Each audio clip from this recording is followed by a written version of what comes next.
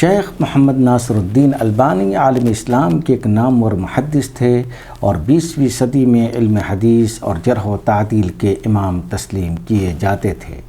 شیخ ناصر الدین البانی کی ولادت 16 اگست 1914 کو البانیہ کے دارالسلطنت اشقودرہ میں ہوئی۔ ان کے والد نے البانیہ سے شام کی طرف ہجرت کی اور دمشق کو اپنا مسکن بنا لیا۔ شیخ ناصر الدین البانی نے اپنی ابتدائی تعلیم دمشق کے مدرسۃ الاسعاف الخیریہ الابتدائیہ میں شروع کی۔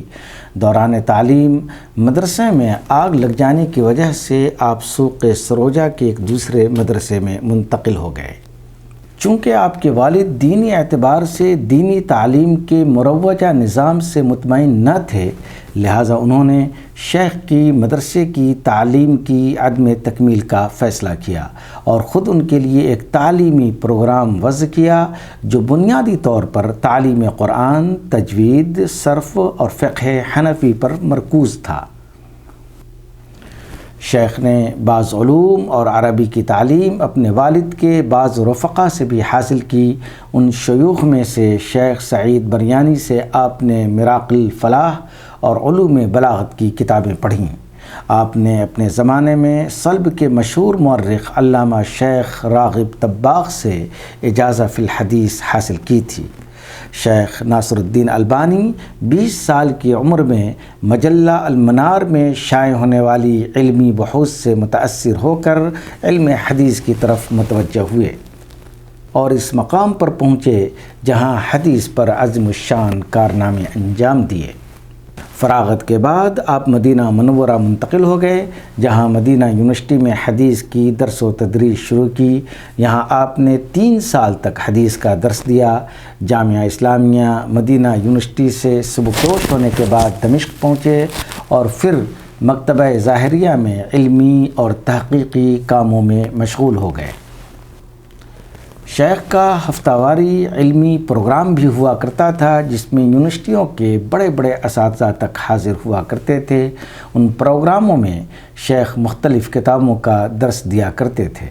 جہاں تک شیخ ناصر الدین البانی کی تصنیفات و تالیفات کا تعلق ہے تو آپ نے 120 سے زائد کتابیں لکھی ہیں، جن میں بعض کتابوں کا ترجمہ مختلف زبانوں میں ہو چکا ہے۔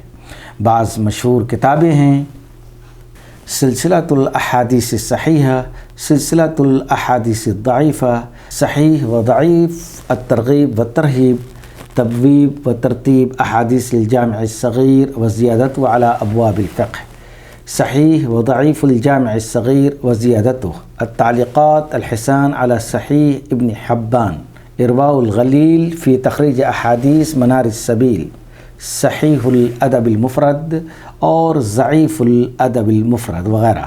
شیخ ناصر الدین البانی کے تلامذہ میں بڑے بڑے علماء اور محققین شامل تھے، جیسے شیخ حمدی عبد المجید السلفی، معروف محقق اور 37 سے زائد کتابوں کے مصنف، شیخ عبد الرحمن بن عبد الخالق، مختلف موضوعات پر 24 سے زائد کتابوں کے مصنف، ڈاکٹر عمر سلیمان الاشقر، 18 سے زائد کتابوں کے مؤلف، شیخ خیر الدین وائلی، 9 سے زائد وقی کتابوں کے مؤلف، شیخ محمد ابراہیم شقرہ، 6 سے زائد کتابوں کے مؤلف، شیخ محمد بن جمیل زینو، 10 سے زائد کتابوں کے مؤلف، شیخ مقبل بن یاوی الوداعی، 10 سے زائد کتابوں کے مؤلف، شیخ زہیر الشاویش، 19 سے زائد کتابوں کے مؤلف وغیرہ وغیرہ۔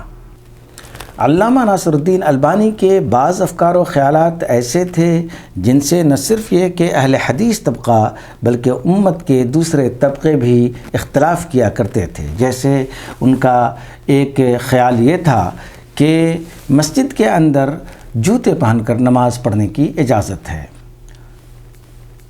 اسی طرح فلسطینیوں کو ان علاقوں میں نہیں رہنا چاہیے جن پر اسرائیل قابض ہے، کیونکہ وہ اپنے دین پر عمل نہیں کر سکتے۔ عورتوں کے لیے گولڈ بریسلٹ پہننے کی اجازت نہیں ہے۔ اسی طرح ان کا خیال تھا کہ عورتوں کو اپنا چہرہ چھپانے کی ضرورت نہیں ہے۔